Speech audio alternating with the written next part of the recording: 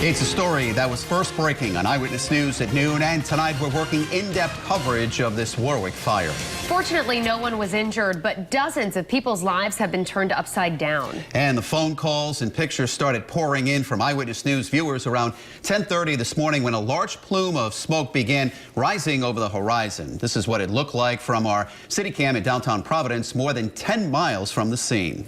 And this is what it looked like when our cameras arrived minutes later. Heavy flames and smoke tearing through the Westgate condo complex on the Warwick-East Greenwich line. And when it was all said and done, more than 3 dozen units were destroyed. Now investigators are searching for answers while tenants try to pick up the pieces. Eyewitness News consumer reporter Susan Hogan is standing by with a look at how this fire serves as an important lesson for all renters. But first, let's go live to Eyewitness News reporter Steve Nielsen, who's been on the scene all day long.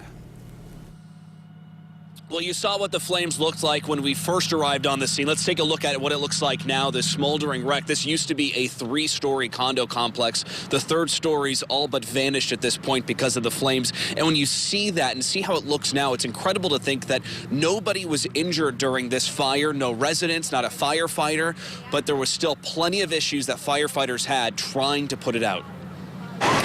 Eyewitness News is on the scene as firefighters try to save a 38-unit condo building. Nearly 100 residents inside were able to get out before this. My neighbors came and banged on the door and said, "Get out, the building's on fire." So I ran out. Saw the fire, the flames coming out of the window on the 3rd floor in one of the units. Huge flames. Huge flames, and it started spreading pretty fast. The fire chief says it started on the 3rd floor. Crews ran in to attack it, but quickly ran back out. But they ran into problems almost immediately. We had one ladder truck that went down, and a engine company went down. As other working trucks set up to attack the flames, another problem, no water pressure. We rolled as firefighters ran from hydrant to hydrant, trying to find pressure as the 3rd floor was eaten away by flames. At one point, we did go to the next neighborhood over to bring a water line in. We used Quaker Lane to bring water in, and we've also used tankers from other cities and towns. We even rolled a mile away as tankers filled up with water in a place with pressure. It's those extra steps in time that can be costly. And it's those seconds that you have to run to another fire. Seconds without water means quite a bit to us. That means that we could possibly lose the building. Excavation crews are being called in to tear down the rest. 38 homes, all destroyed. One of the big questions now is, how did the fire start? Well, the fire chief didn't want to speculate on that. That's now the state fire marshal's job to figure out. We'll send it back to you. Steve, considering crews had to go so far to find working fire hydrants, guessing a lot of those roads were just blocked off. Yeah, you know, when we first got here, that was when they were still trying to find all of those working fire hydrants. So we were able to get here quickly, but our photographer showed up just about at 3 o'clock later on. He left, and it took him an hour from East Providence to get to here in Warwick. And that's because all of those streets, including Quaker Lane, Route 2, a major thoroughfare, was blocked off for a brief while because they had to run that many lines all across the roads. Now, coming up at 6 o'clock, stay tuned because I'll introduce you to some of the residents and their powerful stories today. Live at the mobile newsroom, Steve Nielsen, Eyewitness News.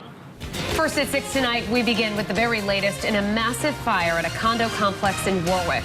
Right now, dozens of residents are homeless after fire destroyed nearly 40 units. We first told you about this as it was breaking on Eyewitness News at noon. Crews were called to Westgate Condominiums on Quaker Lane around 10:30 this morning. Flames and heavy smoke could be seen for miles. And take a look at this. Our cameras were rolling as part of the building came crumbling to the ground while firefighters fought the flames. We have in-depth team coverage for you tonight. New at 6, Eyewitness News reporter Perry Russum has reaction from nearby neighbors who took precautions just in case they needed to evacuate. But first, let's get right out to Steve Nielsen, who's been live at the scene all day. New at 6, he talked to some of the people who lost everything. Steve? Well, I got to say, the Warwick Fire Department had a lot of issues trying to fight this fire. Tonight, there was no water pressure on scene here with the fire hydrants, and they also had a ladder truck go down. Despite all of that, though, there was no injuries, and they were able to put this fire out. But let's go ahead and take a look at what the building looks like right now. As you can see, it's just basically in ruins, and what happened inside those walls, what was lost, is impacting nearly 100 people tonight. Flames ate away the 3rd floor of the Westgate Condominiums building. The other 2 floors in ruins. Probably lost everything, including my cats. Crews had a tough time with the fire as flames could be seen from the highway. Eventually, they got it under control. Those moments when you know you only have a couple seconds to grab something, what did you choose to grab?